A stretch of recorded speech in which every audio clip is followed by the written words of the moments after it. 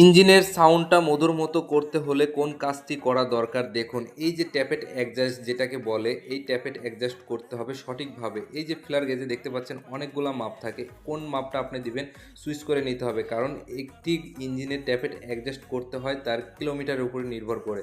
তো যে বাইকে কিলোমিটার বেশি সেই অনুযায়ী কিন্তু মাপটা দিতে হয়। তো আমি দেখতে পাচ্ছেন 4 থেকে 8 এই বাইকে কিন্তু ভ্যালভ ক্লিয়ারেন্স করব। তো এটা ভ্যালভ ক্লিয়ারেন্স করার পরে আপনি যে ফ্লার গেজটা টানবেন এটা কিন্তু একেবারে সূক্ষ্মভাবে ফ্লার গেজটা বের হইতে হবে।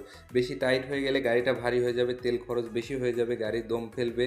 তো আমি ভ্যালভ ক্লিয়ারেন্স করার পরে এই ইঞ্জিনের সাউন্ডটা আপনাদেরকে শোনাবো, সাথে থাকবেন তাহলে বুঝতে পারবেন। তো এটা অ্যাডজাস্টিং করতে হলে এই যে ম্যাগনেটের যে মাপটা থাকে টপে তোলার, এই মাপটা কিন্তু অ্যাকুরেট হইতে হবে। আশা করি বুঝতে পারছেন।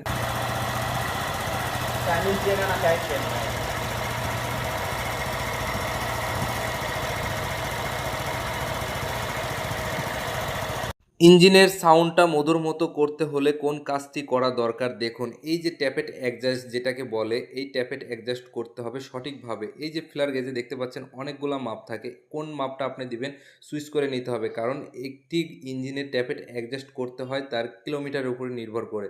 তো যে বাইকে কিলোমিটার বেশি সেই অনুযায়ী কিন্তু মাপটা দিতে হয়। তো আমি দেখতে পাচ্ছেন 4 থেকে 8 এই বাইকে কিন্তু ভ্যালভ ক্লিয়ারেন্স করব।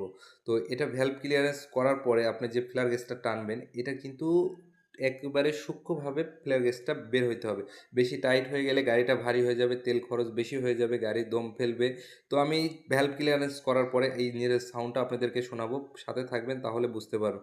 তো এটা অ্যাডজাস্টিং করতে হলে এই যে ম্যাগনেটের যে মাপটা থাকে টপে তোলার, এই মাপটা কিন্তু অ্যাকুরেট হইতে হবে। আশা করি বুঝতে পারছেন।